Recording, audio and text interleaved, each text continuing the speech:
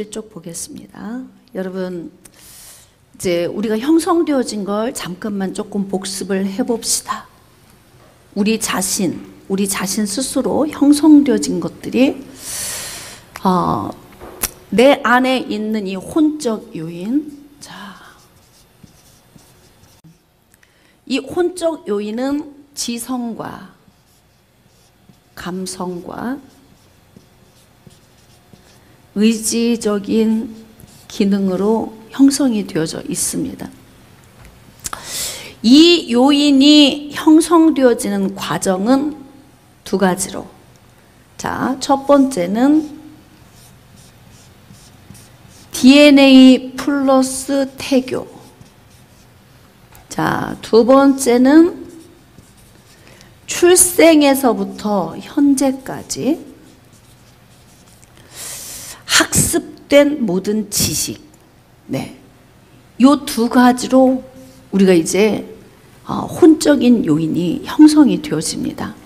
그런데 우리가 이 혼적인 요인이 그렇게 상태가 좋을 수 없는 이유는 바로 이 혼적 요인 안에, 즉 죄가 들어오면서 우리는 영혼, 육의 그 파괴되어진 삶을 살 수밖에 없게 된 거예요.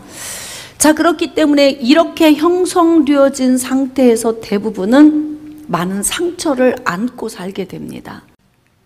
이러한 이제 상처의 결과, 자, 상처의 결과는 우리에게 어떤 문제를 발생시키냐면 이 안에, 자, 지성과 감성과 의지적인 깨어진 이 많은 요인이 우리 안에 형성되면서 어떤 삶으로 나아가게 되냐면 파괴적인 삶을 살게 됩니다. 파괴적인 삶. 파괴적. 요즘에 우리가 이렇게 뉴스를 접해보면 뭐 예전보다 현재 더 악해졌다. 세상이 갈수록 악해진다. 맞을까요, 그게?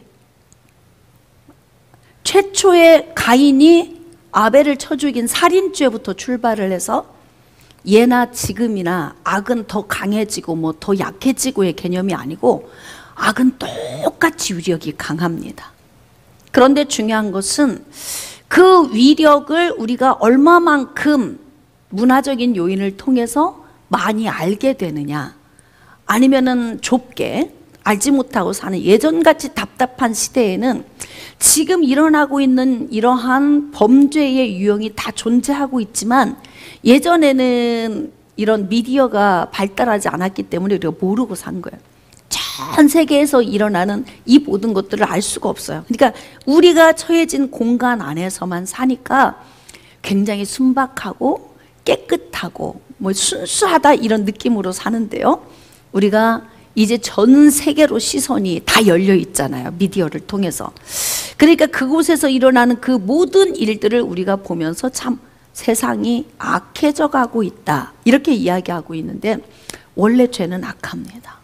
원래 죄는 더럽고 원래 죄는 추합니다. 그래서 우리 인간 안에 악성, 독성, 부패성이 우리 안에 다 내재되어 있어요. 그러니까 좀 상태가 약간 좋은 사람과 좀 상태가 더 나쁜 사람의 어떤 차이는 좀 있을 수 있지만 궁극적으로 우리는 다 동일하게 죄 가운데서 살고 있는 사람들이에요.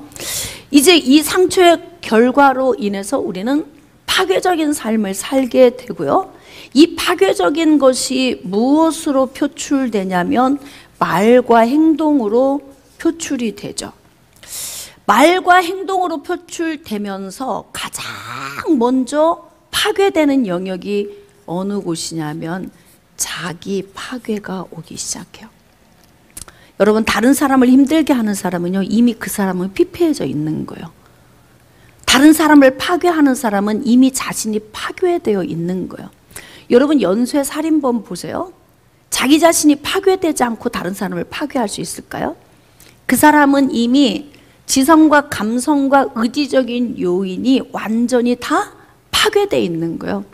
그러니까 지금 다른 사람을 파괴함에 있어서도 죄의식이 별로 없는 거죠. 질병이에요. 그것도 병입니다. 그래서 우리는 지금 혼적 질병에 따르는 것들을 우리가 이제 배우고 있는데, 그러면서 자기 자신을 파괴하기 때문에 우리가 할 수만 있으면 어떻게 해야 되냐면, 우리가 지금 말씀을 통해서 우리가 훈련받고 있잖아요. 이 말씀을 통해서 자기 파괴적인 요인 안에서 벗어나야 합니다. 우리 지금 그거 하려고 이렇게 열심히 노력하고 있는 거예요. 자기를 막 죽이는 사람이 있어요, 자기를. 근데 이제 생각해 보세요. 내가 살아야 남도 있는 거고, 내가 살아야 세상도 의미가 있는 것이고, 내가 존재해야 이 세상에 아름다운 것도 다 의미가 있는 것이지, 내가 없고 이 세상은 나에게 아무 의미가 없는 거예요. 그러니까 우리가 지금 이렇게 치유훈련학교 훈련을 받는 이유는 내가 살려고, 내가 회복하려고, 내가 살아나려고. 그래서 우리는 지금 훈련을 받고 있는 거예요. 이렇게 불행한 환경, 또 불행한 사람, 불행한 요인은 우리 주변에 있는 모든 영역을 다 불행하게 만든다. 사람들은 목사님, 전 너무 아파요. 아프다고 몸부림치잖아요. 근데 아프다고 몸부림치는 나 때문에 내 주변에 있는 사람이 얼마나 아픈지는 생각을 한 번도 해본 적이 없을 거야. 왜냐하면 나만 아픈 거예요. 그냥 나만 아픈 거예요. 근데 아픈 나 때문에 내 주변에 있는 사람들이 이렇게 고통을 받고 사는 것에 대해서는 별로 고민하지 않습니다. 자, 98쪽. 잘못된 감정은 부정적인 삶의 태도로 변화가 되고, 부정적인 행동 양식을 나타내고, 자기 파괴, 이것이 습관화가 되면 어떻게 되냐면 타인에게 부정적인 영향력을 끼칩니다. 그러니까 결국 우리는 누군가를 통해서 내가 불행하다고 말하지만, 이미 누군가를 통해 불행해져 있는 나는 또 다른 누군가에게 불행을 또 전가시키고 있다. 그러니까 지금 우리가 가장 시급한 문제는 누구부터 살아야 한다. 그럼요, 이건 이기적인 게 아니에요. 나부터 사는 것이 이기적인 게 아니라 나부터 살고 다른 사람을 살리는 거예요. 그래서 우리가 이런 훈련 과정을 거치는 거죠. 자, 이제 이러한 이제 상처와 아픔이 있는 사람들이 두 가지 유형으로 나타납니다. 어쨌든 우리는 이러한 상처를 많이 갖고 있지 않기 위해서 좋은 환경, 좋은 사람과의 만남, 그리고 행복한 삶, 이런 삶을 우리가 지금 이제 만들면서 살려고 이렇게 노력을 하는 건데, 마음의 상처로 인한 이 결과가 두 가지 양상으로 나타나요. 자, 이제 우리 자신을 좀 잘 진단해 보셔야 돼요. 나는 어떤 유형의 사람인가? 나는 수동적인가? 나는 아니면은 능동적인 사람인가? 그러니까 이제 수동적인 사람과 능동적인 사람의 이 차이는 어떻게 오냐면, 자, 이제 수동적인 사람 또는 능동적인 사람. 자, 공격적이죠. 수동적인 사람은 굉장히 자기 자신이 억눌려 있는 상황에서 자기를 이제 죽여가는 삶을 살게 되는 거예요. 근데 이게 요인이 이제 우리 그 아까 혼적인 요인에, 자, 혼적인 요인에 지성, 감성, 의지, 이 세 가지의 기능이 있잖아요. 그러니까 지적인 영역, 감성적인 영역, 또 좀 더 들어가면 영적인 영역까지 연결이 돼요. 그래서 이제 지성과 감성의 이 영역이 고장이 나면 어떤 결과가 오냐면 의지적인 요인에 문제가 발생을 하죠. 자, 그러면서 이 혼적 요인이 어디까지 영향력을 끼치냐면 영적인 요인까지 문제를 발생을 시킵니다. 이게 다 연결고리가 있어요. 그러니까 예를 들면 이제 교회 안에서도 우리가 신앙생활을 열심히 잘해, 하여튼 최선을 다해서 열심히 해요. 그런데 대부분 보면은 이 지성이나 감성적인 요인이 많이 깨어져 있는 사람, 많이 깨어져 있는 사람들의 특징이 뭐냐면 사회성이 결여된다는 거예요. 사람과의 관계성을 잘 못해요. 근데 이제 사람과의 관계성을 못하는 유형 가운데서도 수동적인 사람과 능동적인 사람을 분류해보면 수동적인 사람은 자기 죽이기. 이 수동적인 사람은 자기를 죽인다. 침침하게 꺼져가는 거예요. 잘 여러분이 생각해 보세요. 자기를 죽이는 일을 하지 마세요. 고부간의 갈등이 있어서 시어머니와 며느리의 갈등이 크다면 마음에서 분리하세요. 마음에서. 여러분, 관계를 끊으라는 게 아니에요.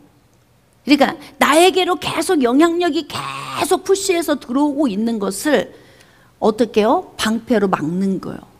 믿음의 방패로. 나에게 주신 내 인생의 삶이 너무 귀하니까 이제는 나를 힘들게 하는 이 요인 때문에 내가 더 이상 고통받아야 할 이유가 없어. 그리고 어떻게 하느냐? 마음에서 분리하고 내려놓으세요. 여러분, 부부도 잘 보세요. 한 이불을 덮고 사는데 복이 다 달라요. 같아요? 달라요? 다르다니까요. 저 사람이 불행을 쫓아간다고 나까지 불행할 필요는 없어요. 저 사람이 우울하게 산다고 나까지 우울할 필요는 없어요. 각자 자기 자신의 인생의 삶을 자기가 복되게 만들어 가는 게 중요합니다. 그러니까 내 힘으로 안 되는 건 주님께 맡기고 이제 기도하며 우리가 가야 되는 거죠. 수동적인 사람은 자기를 죽입니다. 가룟 유다 같은 사람은 수동적인 사람이에요. 그러니까 이 그 돈꾀에 계속 시선을 두고 있고 물질에 대한 탐욕이 항상 마음속에서 이글거리는 사람인데 그 범죄를 짓고 나서 죄의식, 이 자책감이 너무 큰 거예요. 여러분, 우리가 인생을 살아가면서 우리 안에 그 죄의식과 자책감이 늘 있어요. 우리 안에. 근데 이 죄의식과 자책감이 우리 안에서 자꾸 넘치면 어떻게 되냐면 이렇게 이제 수동적인 사람, 내성적인 사람, 성향이 이런 사람들은요, 자기 혼자 자꾸 꺼져갑니다. 예. 아무도 누가 이야기하는 사람이 없어. 그럼에도 불구하고 자기 스스로 자기를 자꾸 죽는 자리로 내어몰아요. 가룟 유다가 예수님을 은 30에 팔았어요. 그리고 나니까 양심이 얼마나 가책이 되겠어요. 여러분, 스승을 팔았는데 가책도 없으면 그건 인간도 아닌 거예요. 근데 회개하고 막 울었잖아요. 회개하고 울었으면 어떻게 하냐요? 완전히 삶의 방향을 틀어서 유턴하고 새로운 길로 나가면 되는 거예요. 예수님 앞에 조아리고 앉아서 용서해 주세요. 정말 난 인간도 아니에요. 내가 제자인데 어떻게 스승을 세상 은 30에 미쳤나 봐요. 그리고 그냥 회개하고 돌아오면 언제 그랬나 싶게 다시 또 원상태로 돌아가 살 수 있잖아요. 그런데 어떻게 했다? 수동적인 사람은 자기 인생의 삶에 힘겨운 문제가 오면은 자기를 죽이는 방법을 선택한다. 이게 꼭 자살이라고 하는 영역까지 가진 않아도요, 거의 다 죽은 상태로 사는 사람이 있어요. 왜 이렇게 꺼져가는 거? 요즘 왜 이렇게 힘들어? 그냥 죽을 맛이에요. 그냥 죽을 지경이에요. 누구는 뭐 그렇게 재밌대요, 인생이. 응? 인생이 뭐 그렇게 뭐 행복하고 좋으냐고. 응? 다 사는 거 다 비슷해요. 비슷해. 특별한 인생은 없어요. 별로. 그러니까 결국 우리는 초점을 어디에 둬야 되냐면 하나님의 말씀의 은혜 안에 살면서 우리 자신을 잘 아름답게 내면도 가꾸고 내 삶을 잘 야무지게 잘 가꿔서 어떻게 해야 되느냐? 주님 나라를 위해 살도록 나를 준비시켜야 돼요. 여러분, 결국은요, 정신적 이 마음의 상처로 인한 질병을 앓게 되면 가정생활도 균형이 깨지고 신앙생활도 균형이 깨지고 모든 게 깨져. 잘 보세요. 우리 자신을 한번 잘 점검해 보세요. 내가 정신적인 문제로 힘들 때 온전하던가요? 헌신이 온전해요? 주변 사람들과의 관계성이 온전해요? 온전하지 않아요. 모든 게 다 깨지는 거예요. 하나님 앞에 내가 이 마음의 상처로 인한 정신적인 요인에 힘들면, 근데 이제는 스스로 자기를 죽이기 위한 방식을 선택하지 말고 우리는 하나님의 말씀을 통해서 노예고치 안에서 빨리 탈출하고 나와야 돼요.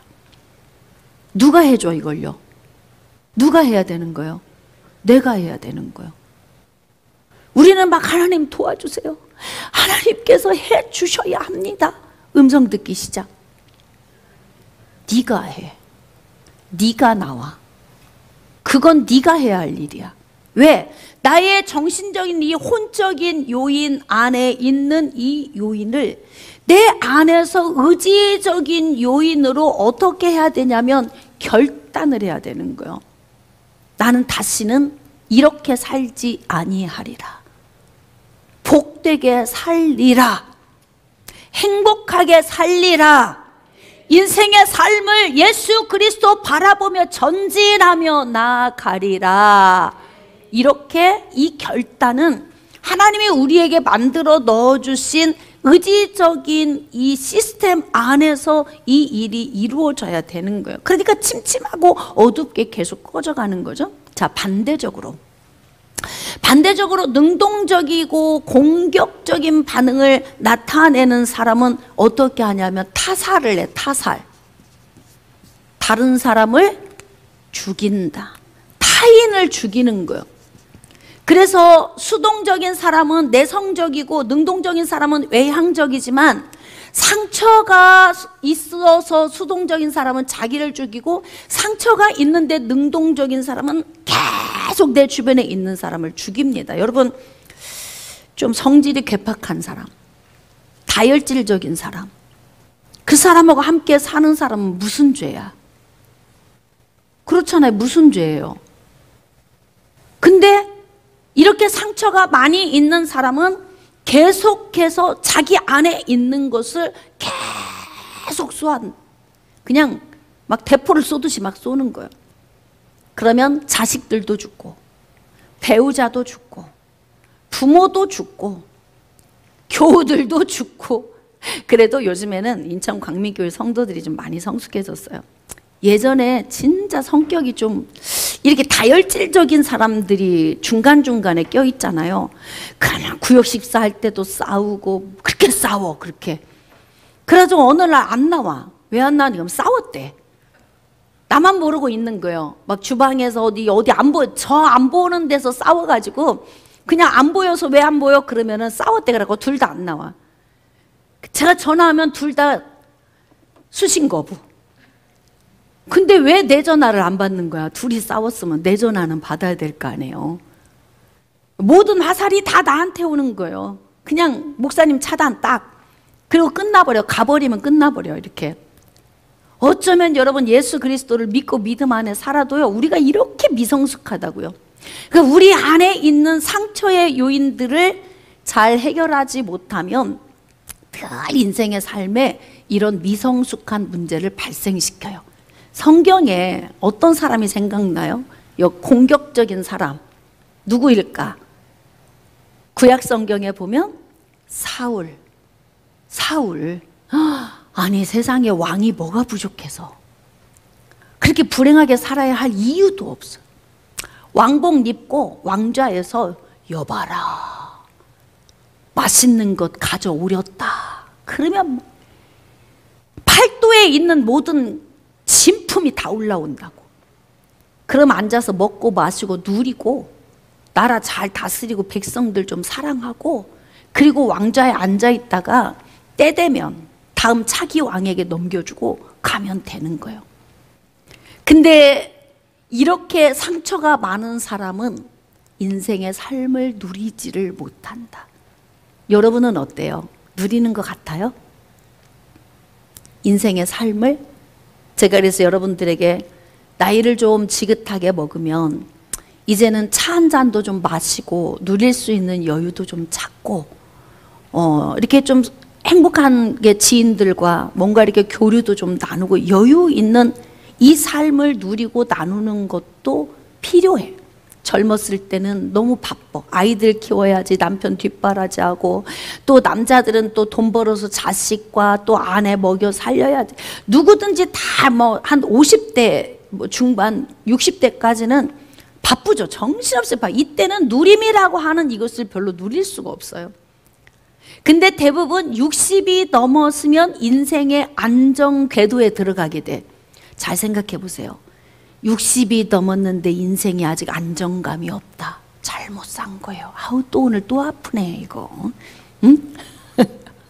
그러니까 지금 아직 60에 진입하지 않으신 분들은 나이 60이 넘으면 인생에 안정감이 오도록 인생의 삶을 잘 균형 있게 분별해서 살아야 하는 거예요. 응? 그럼 이제 한 60 정도 이제 넘었으면은 이때는 뭐 50이 넘으면 지천명이다 그래서 하늘의 뜻도 알게 되고 60이 되면은 이제 좀 더 인생의 지긋한 맛도 느껴지고 그러면서 뭔가 인생에서 하나님 나라의 일을 위해서 젊은이들 앞에서 멋지게 앞서가는 모습과 함께 나의 삶의 영역에서 복되게 사는 것도 균형 잡혀서 싹 지금 비상하고 가야 되는 그런 상황인데요. 중요한 건 거기까지 못 가면 우리가 지금 치유가 안 된 거거든요. 그래서 지금 사울 같은 경우에는 다윗만 바라보면서 다윗을 죽이기 위해 그러니까 자기 안에 쌓여 있는 이 상처의 분노를 누구에게 쏟아부었냐면 사울은 다윗에게 쏟아부은 거예요. 그러니까 상처가 많은 사람, 자기 안에 이 아픔이 많이 있는 사람, 이런 사람은 그래서 하나님 은혜 안에서 이거를 빨리 치료를 받아야 돼요. 안 그러면 자기가 그냥 꺼져가든지 남을 꺼트리든지 이건 둘 중에 하나라고. 나는 어느 쪽인 것 같아요? 아니면 지금 치료돼서 목사님 그래도 저는 좀 지금 좀 괜찮아진 것 같아요. 응? 자 물어봐야지 내가 한번. 나는 수동적이다. 좀 세게 물어보면 약간 거칠어서 수동적이다 이런 분 한번 손 들어보세요. 나는 꼭 내가 꺼져간다 이런 사람. 자 그러면 나는 능동적이다. 안 들은 사람은 나는 구분응성까지 구분응성까지 나는 이미 이제 해탈 경지에 올랐다 이런 분이신가? 주여. 네, 지금 여기 보니까 대체적으로 나는 수동적이다 이 반응을 많이 보였어요. 그래서 여기 앉아 계신 거죠? 치료받으려고? 네? 회복하려고? 자기를 죽이는 것도 다른 사람을 죽이는 것도 다 나쁜 거예요. 다 죽이는 거니까. 이제는 뭐냐면 살리는 사람이 되려면 어떻게 해야 되냐면 내 안에 있는 마음의 상처들을 하나님 은혜 안에 자꾸 쏟아내야 돼요. 제가 보니까 사람 안에서 상처 회복은 잘 안 되더라고요. 그리고 누군가가 위로해 줘가지고 상처 회복은 안 돼.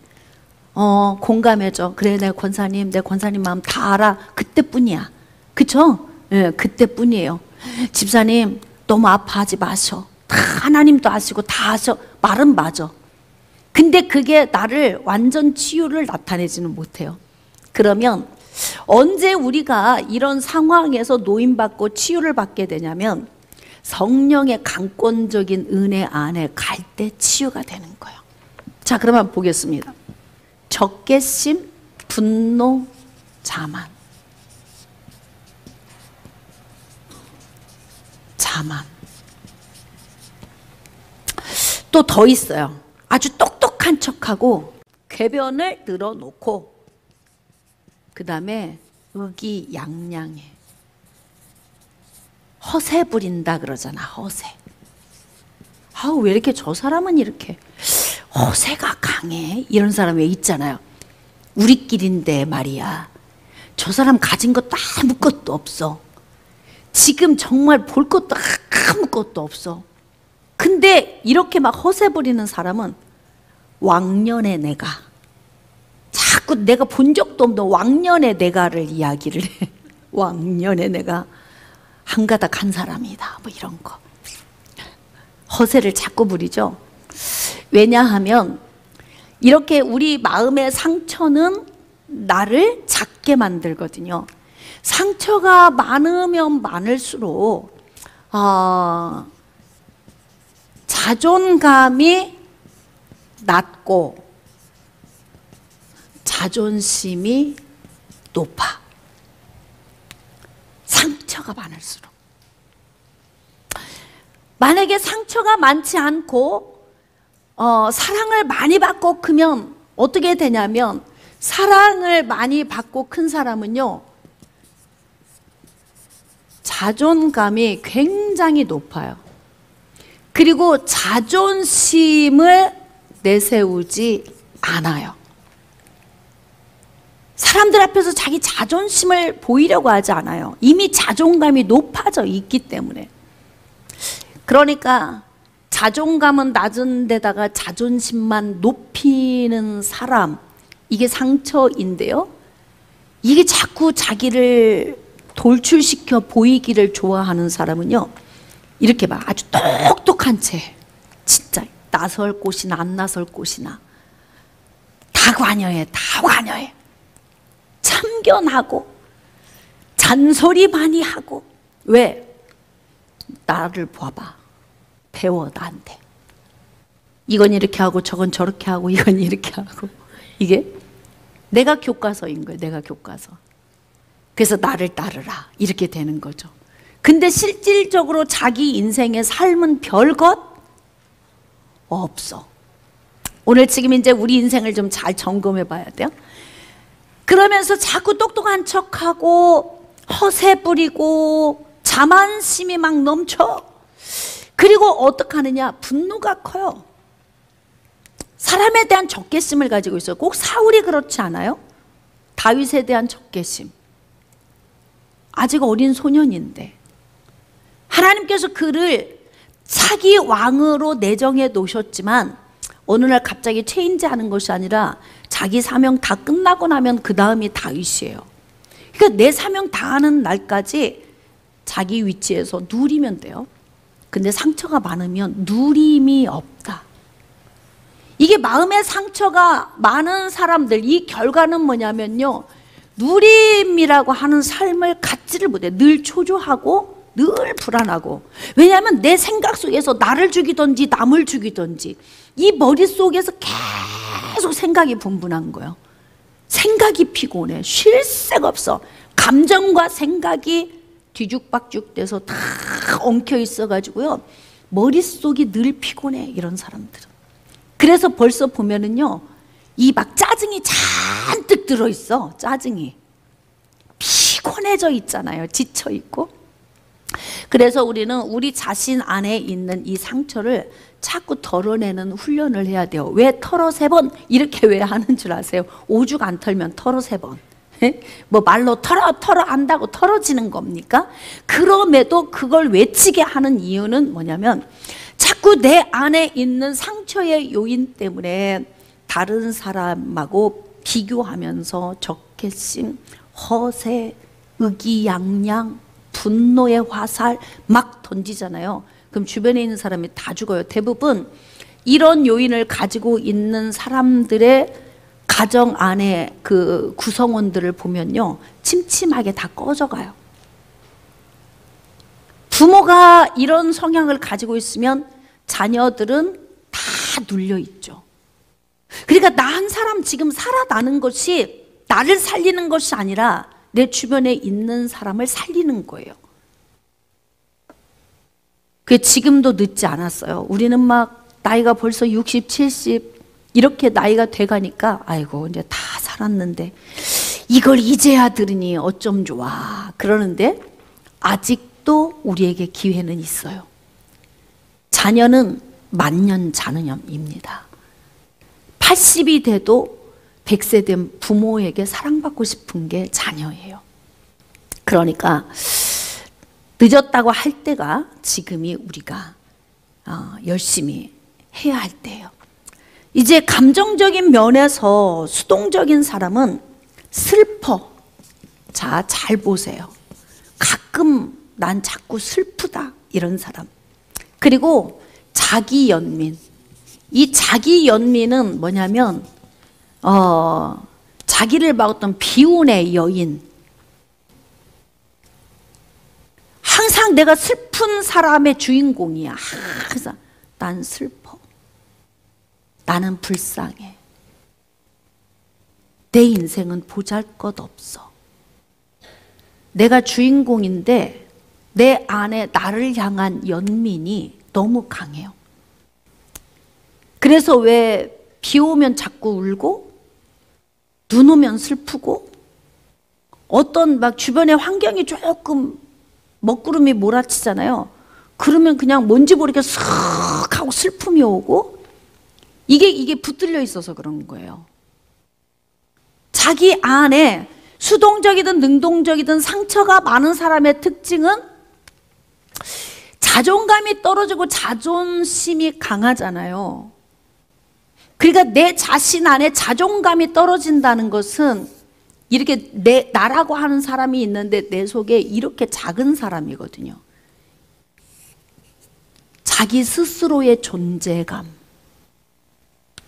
내 스스로의 존재감이 내가 나이가 60인데 내가 7살처럼 느껴져. 자기 존재감이. 이게 뭐냐면 낮은 자존감이거든요. 그러니까 낮은 자존감의 사람은 자꾸 인생의 삶에서 이 슬픔이 나에게 반복적으로 오는 거예요. 자기 스스로가 자기를 불쌍하게 여기는 생각이 있고요. 자기를 증오해. 난 싫어, 내가. 왜 태어났나 몰라. 내가 살아야 돼, 말아야 돼. 라고 하는 이런 자기 증오를 가지고 있죠. 그래서 이런 사람들은 우울증을 많이 알아요. 여러분, 사울은 이 적개심과 분노를 가지고 계속 표출을 하고 있었지 자기가 우울하잖아요. 우울한 사람은요, 뛰쳐나가지 못해요. 우울한 사람은 집안에 커튼 들이우고 앉아있거든요. 근데 사울은 어떻게 해요? 계속 나가, 군인 데리고. 그래가지고 다윗을 계속 죽이려고 찾아가. 에너지가 막 넘쳐. 이 분노의 에너지가 넘치는 거예요. 근데 이제 수동적인 반응을 가지고 있는 자기를 스스로 꺼뜨리고 죽이는 사람들은 우울증을 앓고 이제 무감각하고 무기력증 이러한 것들을 앓게 되죠. 그러면서 뭐냐면 아까는 허세 부리고 의기양양한데요. 의기소침한 사람은 어떤 현상으로 오냐면 나 별거 아니야. 아니 저 사람 별거야. 진짜 괜찮은 사람이야. 우리가 볼 때는요, 이 사람이 괜찮은 사람이라고, 이 사람, 나. 근데 자꾸 이 사람은 뭐라냐면, 나 별것도 없어. 내가 보는 낮은 자존감에 나. 남이 보는 나, 내가 보는 나. 왜 권사님 정도면 괜찮다니까. 훌륭한 거라고. 그런데 제가 뭔 보잘것이 있다고요. 저는 너무 형편없어요. 저는 아무것도 아니에요. 겸손하고는 다른 거예요. 잘 구분해 보세요. 어떻게 나는 겸손해서 이런 말을 자주 한다. 아니면 나는 자존감이 낮기 때문에 이런 말을 자주 한다. 이건 어느 쪽에 속한 것 같아요? 아까 자기를 자꾸 죽이고 꺼져가고 내가 이 말하면 저쪽이 그럴 거야. 차라리 내가 죽고 말지. 내가 좀 슬프고 말고 내가 좀 그냥 속상하고 말고 내가 그냥 나를 자꾸 짓누르는 사람. 맞는 것 같아요, 원리가? 어떤 것 같아? 그러니까 이런 사람의 특징은 뭐냐면 내가 작아. 어디 가도 자신감이 없어요. 맞아요? 그 정도면 괜찮은데 여러분들이. 그렇잖아. 그 정도면 여러분들이 괜찮다고요. 근데 자신감이 없어요? 이쪽도 보니까 고개를 끄덕. 아니 공감이 되면 좀 끄덕이던지 뭔 좀 반응을 좀 해주셔봐. 응? 반응을. 그러면 나는 내 자신이 어떤가 지금 본인이 여기서 다 달아보고 있다고요. 그럼 어떻게 회복을 해야 되는지도 여기서 우리가 배워야 하거든요. 나는 이런 스타일의 사람이다. 누가 보더라도 여러분이 괜찮아요. 제가 볼 때도 여러분들이 괜찮은 사람들이에요. 근데 뭐냐면 내가 나를 볼 때 내가 형편없어. 그런 사람은 항상 무슨 이야기 하냐면 제가 뭐 할 수 있겠어요? 네? 제가 뭐라고? 그건 겸손이 아니에요. 낮은 자존감이에요. 그러니까 여러분 때로는 이렇게 주의 종이 뭔가를 여러분에게 요구하면 알겠어요. 해볼게요. 이래야 되는데요. 끝까지 제가 뭐라고요? 못한다고 끝까지. 내가 볼 때는 충분히 할 수 있어. 있어요. 보이니까 하나님도 맡기는 거고 주의 종도 맡긴 거예요. 근데 이거는 겸손과는 다른 자존감이 낮다 보니까 자기가 자기 스스로를 자꾸 가두는 거예요. 이제는 확 뛰쳐 나오세요. 어깨 좀 펴보셔봐. 내가 어떤 존재인데. 응? 여러분이 보는 여러분 자신보다 남이 보는 여러분이 훨씬 커요. 이 낮은 자존감의 사람은 자꾸 그래서 이렇게 누에고치 안에 갇혀서 자기를 보니까, 그러니까 형편없는 거지. 내가 나를 볼 때. 제가 만약에 이런 자기를 죽이는 수동적인 이런 거였다면요, 제가 여러분들 앞에서 못 가르칩니다. 지식이 많고 잘나고 그렇다고 가르치는 것이 아니고요, 다른 사람 앞에 설 수 있는 마음의 상태, 이 마음가짐이 되어야 가르치는 거거든요. 자, 그래서 우리는 우리의 이 감정적인 요인 안에 나를 어떻게 봐야 되냐면, 여러분 자신의 됨됨이를, 여기에 남이 보는 나, 이걸 찾으셔야 돼요. 남이 보는 나, 어떤 것 같아요? 자, 남이 보는 나와 내가 보는 내가 다르다. 같아요, 달라요? 다르죠? 사실은 저도요, 제가 보는 저와 남이 보는 제가 확연히 달라요. 오늘도 행정부에서 목사님, 어떤 분이요 전화가 왔는데요, 목사님 설교를 오래전부터 계속 보시고 계셨대요. 근데 지금도 너무 은혜 받는다고 감사하다고 막 전해드리라고 전화가 왔고요, 뭐 신년 부흥 집회에도 잘하면 오실 것도 같고요, 막 이런 얘기를 하는데, 그래? 그분이 나를 평가한 것보다 내가 나를 볼 때 안 커. 그럼 저는 어느 쪽일까요? 저도 이쪽이야. 그리고 사람들이 막 와가지고, 목사님, 목회사반에서 훈련받는 목사님들이 오셔서 뭐라고 하냐면요, 여기가 종점이어야 돼요. 다 다녀봤대. 세미나를 안 다녀본 곳이 없대. 왜? 어디를 가면 내가 좀 여기에서 정말 목회하는데 돌파구를 찾을 수 있을까? 그래가지고 다 다녀봤다는 거야. 근데 너무 아이러니, 나는 가본 곳이 없어.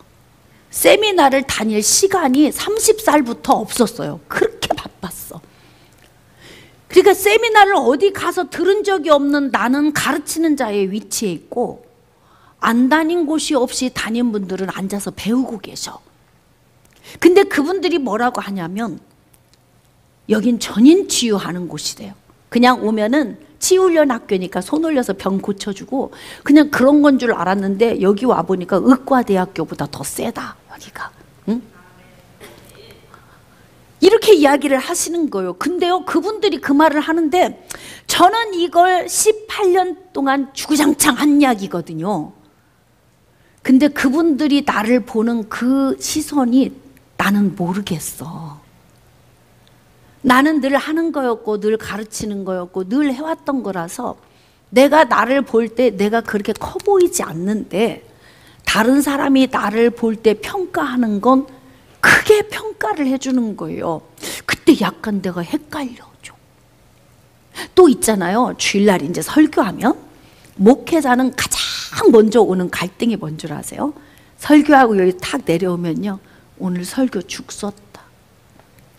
마귀가 제일 먼저 내 마음을 흔들어. 그러면 집에 가면 영상을 해서 또 막 올려야 되잖아요. 올려야 되는데 열어보기도 싫어. 근데 중요한 건, 목사님 오늘 이 설교 듣고요, 제가 이걸 깨달았고요, 저걸 깨달았고요, 막 성도들이 이야기를 해. 은혜는 받았네, 나는 죽순 것 같은데. 그러면 하루나 이틀 지난 후에 그 설교를 열어보면 내가 아멘하고 있어. 그러니까 내가 보는 나는 참 작은데 남이 보는 나는 클 수 있어요. 여러분이 지금 생각하고 여러분을 평가하는 자아가 굉장히 작을 수 있는데요, 시선을 바꾸세요. 이제 남이 보는 내가 훨씬 클 수 있어요. 그러니까 여러분 됨 안에 갇혀 있지 마시고 훅 나오세요. 나도 그래서 좀 나오려고 이렇게 나오려고. 그래서 우리는 어쨌든 인생의 삶을 사는 동안 어렸을 때는 사랑을 많이 받고 컸어도 학교 생활이나 또 사회 생활이나 교우들과의 관계에서 많은 아픔이나 또는 배우자나 뭐 이 기타 등등 부모의 품을 떠난 이후에도 많은 상처를 우리가 받게 되잖아요. 그러니까 여러분이나 저나 극복해야 할 게 있어요. 특히나 마귀는 우리를 더 공격하죠. 자꾸 슬프게 하고 자기 연민에 빠지게 해요. 저도 어느 쪽에 속하냐면 이쪽에 속해요. 저도 많이 참는 편이고 말을 아끼는 편이고 표현을 잘 안 하는 편이에요. 내가 아프고 말지 뭐. 다른 사람까지 불행하고 아프게 할 필요는 없어. 어지간하면 내가 다 품고 죽을 만큼 아파도 그냥 꾹 참고 그냥 가는 그런 스타일이에요. 근데 중요한 건 뭐냐면 그 누에고치 안에서 뚫고 나와야 전진이 되는 거예요. 근데 제가 이렇게 전진을 할 수 있었던 것은 하나님의 은혜였어요. 기도하면 하나님이 위로해 주시고 힘을 주시고, 너는 두려워 말라, 내가 너를 구속하였고 내가 너를 지명하여 불렀나니 너는 내 것이라. 그러니까 골방에 들어가 혼자 슬프고 자기 연민에 빠져서 그럼 그렇죠 하나님 제가 뭘 할 수 있다고요, 자기 혼자 우울하고 힘들고 차라리 제가 죽어야 맞아요 이렇게 하고 있을 때 하나님이 나에게 찾아오셔서 그때마다 너는 할 수 있다. 이걸 어떻게 하느냐, 걔는 지져도 기차는 간다는 말 있잖아, 그냥 가는 거야, 너는 가는. 그래서 그때부터 내가 생긴 습관이 있어요. 무슨 이야기를 해도 그냥 가다 보니까 18년 동안 여기까지 왔어요. 그래서 여러분도 회복시키는 거예요. 수없이 많은 목회자들도 세운 거예요. 그러니까 여러분들도 여러분의 자아를 찾아야 돼. 이젠 내 주변에 있는 어떤 환경적인 요인으로 인해서 슬퍼하고 아파하고만 있으면 안 된다는 거예요. 그러니까 우리의 이 감정적인 이 감성의 요인을 어떻게 해야 되느냐, 나는 슬퍼, 여기에서 탈피하고 나와서 어떻게 해야 되느냐, 기뻐. 남은 인생이라도 기쁘게 가자. 그러는 게 호흡 안 맞으면 그냥 놓고 가세요. 그냥 지금까지 기도했는데도 막 안 고쳐져 그러면 하나님도 포기하신 거잖아요. 그럼 그냥 가는 거예요. 같은 공간에 있어도 내 마음에서 분리하세요. 마음에서 분리. 누구부터 살자? 왜 나부터 살아야 되는 거예요? 할렐루야. 내가 살아야 다른 사람을 살릴 수 있기 때문에 나부터 살자. 아멘. 그러니까 여러분만 아파하는 게 아니라 저도 그런 아픔이 있고 그런 아픔 속에서 극복하고 견디어 왔어요. 어떤 사람도 이 땅에서 그냥 시온의 대로처럼 뻥 뚫려 가는 사람 하나도 없어. 이제는 우울함, 슬픔, 자기 연민에서 이제는 빠져나와야 돼. 우리가 이제 이런 어떤 지적인 그 영역 안에서도요, 이제 지적인 이 지성, 자 이제 지성적인 이 요인 안에 우리는 어떤 부분을 가지고 있냐면, 막 수동적인 이렇게 소극적이고 내성적인 유형의 사람들은요, 열등의식이 그렇게 강해. 열등의식. 그 다음에 불안정감, 실패감, 죄책감.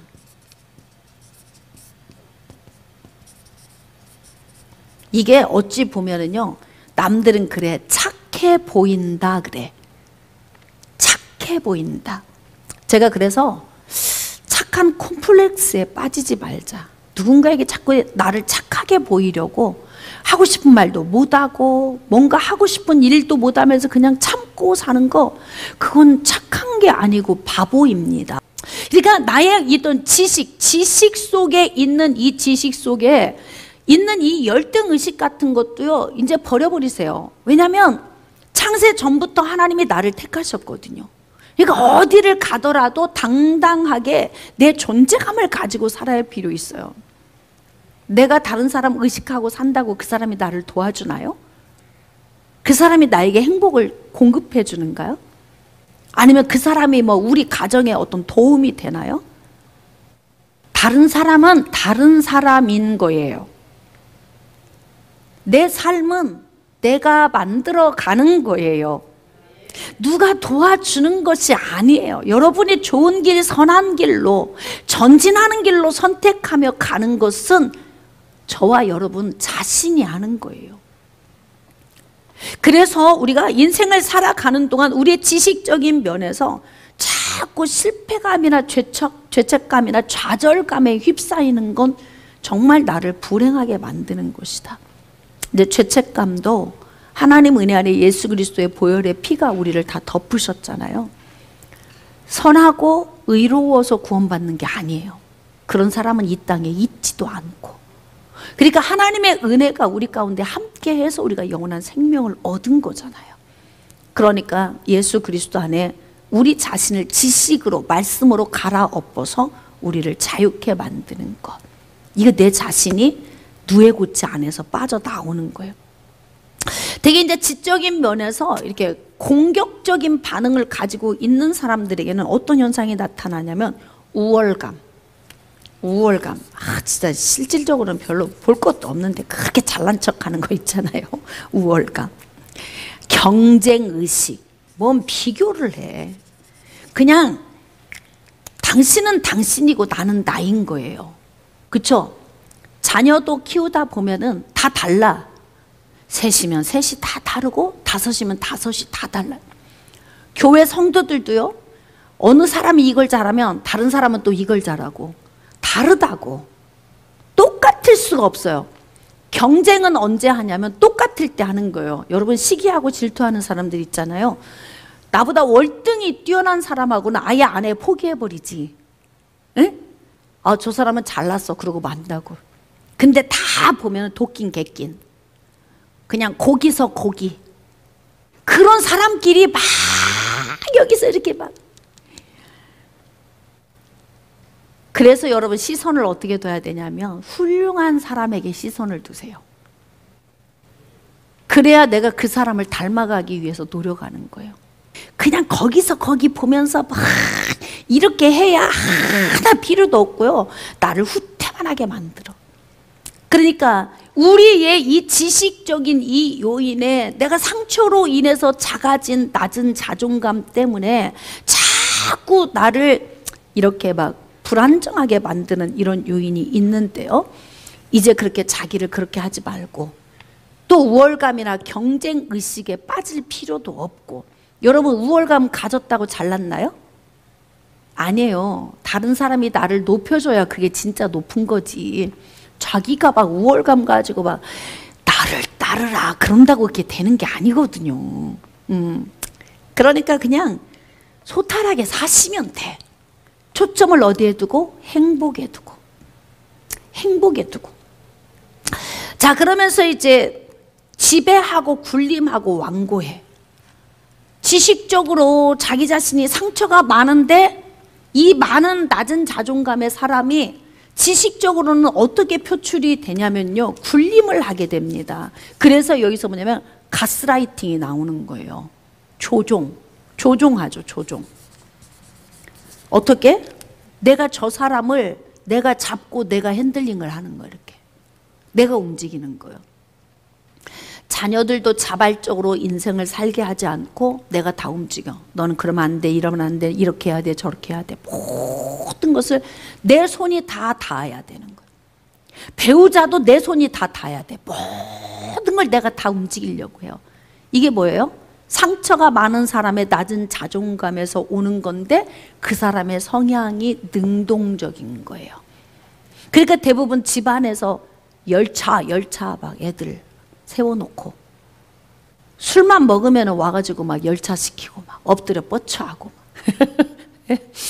그래가지고 완전히 그냥 내가 집에서 왕좌에 앉아서 막 흔들어 버리는 거 있죠. 못난 거죠, 사실은. 그렇게 해서 다른 사람에게 상처를 아주 갈기갈기 찢기도록 상처를 주는 그러한 요인이 있어요. 그리고 뭐냐면 다른 사람에게 가르침 받기를 싫어해요. 이 능동적인 사람은요, 내가 가르쳐야 돼. 막 지시하고 잔소리하고 다녀. 막 다 간섭해, 다 간섭해. 이제 다 분별이 되시죠? 그러니까 뭐냐, 다 환자구나 이렇게 생각하면 돼. 응? 아, 지금 이제 깨달아지는 거지. 그냥 간섭할 때나 안 할 때나 다 간섭한다. 그럼 뭐냐, 환자야. 마음에 상처가 있는 환자.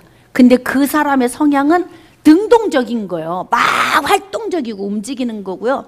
자기 존재감을 막 드러내는 거예요.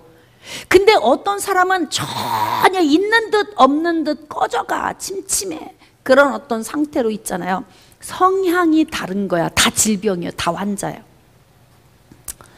그래서 참 이게 우리가 정상적으로 건강하게 사는 것이 얼마나 어려운지 아시겠죠? 이게 다 정신적인 질병을 앓고 있는 부분이라고요. 자, 이제 마지막 아예 여기까지 합시다. 자, 이제 영적인 부분. 이제 영적인 부분에서는 어떤 현상에, 자, 이제 감성적이고 지성적인데 이 영적인 부분에서는 어떻게 나타나냐면 침침하고 죽어가고 꺼지가고 실망스러워, 낙심. 이게 낙심이 가장 큽니다. 영적으로. 수동적인 사람은요, 자꾸 낙심이 와요. 자, 이제 체크 되세요? 나는 낙심이 자주 온다. 이런 사람. 제가 손들으라고는 안 할 거예요. 본인 스스로 한번 잘 체크해 보세요. 내 속에서 낙심이 자주 오는 사람은 영적으로 상처가 많은데 수동적인 사람이에요.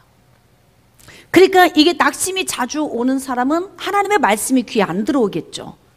예를 들면 말씀의 씨앗이 떨어지는데 길가에, 돌밭에, 그 다음 가시덤불에, 옥토밭에. 근데 대부분 길가나 돌 위나 아니면 가시덤불에 떨어진 건요, 그냥 새가 와서 주워 먹어버리든지 나는 것 같은데 죽어버리든지 그런 거거든요.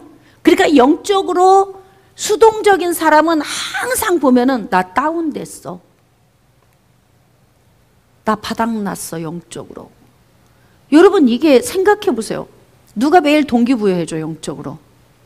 내 스스로 자가발전기형이 돼서 내 스스로 뜨겁게 유지해야 되거든요. 목사님들은 이거 잘 될 것 같죠? 그렇진 않아요. 엊그제 어떤 목사님이 이런 간증을 하셨어요. 사람들이 아프다고 기도를 받으러 오면 기도원을 하고 계시는데 전화가 와서 목사님 저 기도 받으러 갈게요. 그러면 한 30분 전에 한쪽 골방에 가서 막 기도하는 거야.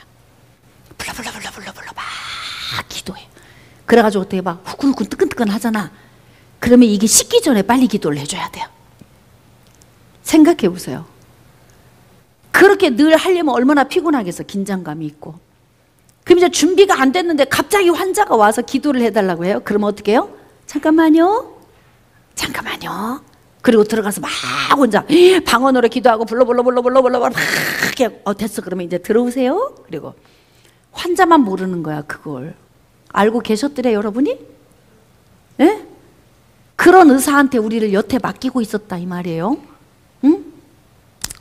근데 하나님의 성령과 함께하는 훈련을 하기 시작을 하니까 그냥 환자가 왔는데요, 그냥 가만히 손을 올리니까요, 손을 올리는 순간에 훅 가벼워졌다고 이야기를 하더래.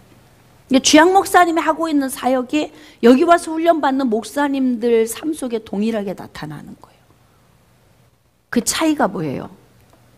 불과 한 7주, 8주 이제 2달 와서 훈련을 하는데 그 차이가 뭐냐고. 그게 뭐예요? 하나님과 동행하는 훈련. 그러니까 영적으로 꺼져간다, 낙심된다, 침침하다, 이건 뭐냐면 동행이 안 되니까 오는 거거든요. 여러분이 지금 주님에 대한 열정이 뜨겁지 않으면요, 어딘가 정신이 팔려 있어요. 어딘가 빼앗기고 있는 거예요. 분산돼 있는 거예요. 그러니까 결국 그렇게 되면 영적으로 자꾸 바닥을 가게 되고, 기게 되면요 낙심이 되죠. 이게 수동적인 사람은 낙심으로 와요. 자, 그러면 이제 뭐냐면 영적으로 능동적인 사람은 어떻게 오냐면 망상, 그냥 자기 스스로가 막 하나님 사랑을 막 받고 있다고 망상, 때로는 막 비통, 분개, 비판적, 지배욕, 소유욕. 그러니까 결국 지배욕과 소유욕으로 나타나는 건 뭐냐면 하나님 이외에 다른 것으로 선택권을 바꿔버린 거예요. 방향 전환을. 그러니까 상처가 많은데 하나님과의 관계성이 멀어지면 이 사람은 그냥 부동자세로 가요. 낙심, 나 죽었어 이러는데, 능동적인 사람은 본인이 어떻게 하냐, 방향을 바꿔서 다른 곳에 빠져버려. 깊이 어딘가 열정을 거기에 쏟아버려. 이런 현상으로 나타나요. 그러니까 자, 이것을 우리가 조금 정리해 보면 있잖아요, 내면의 혼적 요인의 이 상처가 우리 인생의 삶에 이런 영향력을 끼쳐. 내가 죽든지 남을 죽이든지 둘 중에 하나. 다 불행하잖아요. 다 불행. 그래도 저는 남한테는 손해는 끼치지 않아요. 그럼 당신은? 당신의 그 꺼져가는 그 인생은 어떻게 할 건데요? 우리에게 한 번 주어지는 인생인데, 맞습니까? 얼마나 귀해요. 귀하잖아요. 응? 주를 위해 평생 열심히 살았어. 정말 오직 예수에 미쳐서 살았어요. 근데 자식들 돌보지 못했고, 자식들이 훌쩍 컸는데 어려서 자식들과 교류도 많이 못하고 사랑도 주지 못하고, 지금 와서 나이 훌쩍 먹고 70이 가까워오는 나이를 돌이켜 보니까 내 인생에 허무하더라. 이건 잘못 산 거예요. 우린 대부분 이렇게 다 불균형으로 가죠. 그러니까 자식들과 누려야 할 때 누리고, 아멘, 안아줘야 할 때 안아주고, 손주 통해 사랑받고 사랑 줘야 할 때 사랑하고, 그냥 가장 평범한 삶이 가장 행복한 삶이에요. 오늘 특별한 일 없는 것이 특별한 일이에요. 내 눈으로 보고, 내가 호흡하고, 내 입으로 먹었고, 아멘입니까? 네? 내 손으로 안아보고 느껴보고, 내 입으로 말하고, 내 발로 걸었고, 이것처럼 오늘 특별한 게 어디 있어요? 다른 사람은 오늘 못 걸어온 사람도 있어요. 오다가 교통사고 나서 세상 떠난 사람도 있고, 어딘가를 가다가 그냥 잘못해서 수렁에 그냥 맨홀로 들어간 사람도 있고, 세상에 수없이 많은 사건과 사고 가운데서 이러한 문제가 비일비재하게 일어나는데, 가장 평범한 것 같은 오늘이 우리에게 가장 기적의 날이고 우리를 가장 행복하게 하는 날이라는 거예요. 그래서 마음 안에 이 상처의 문제를 마음속에 깊이 넣어두지 말고 훅 주님께 꺼내서 수고하고 무거운 짐을 내어 맡기세요. 나는 상담할 때 제일 답답할 때가 언제냐면요, 한 5년 전, 10년 전, 15년 전 이야기를 다 상담을 했어. 그 막 은혜도 받았어요. 다 나중에 또 아프대. 그럼 그 얘기 똑같이 또 해 와가지고.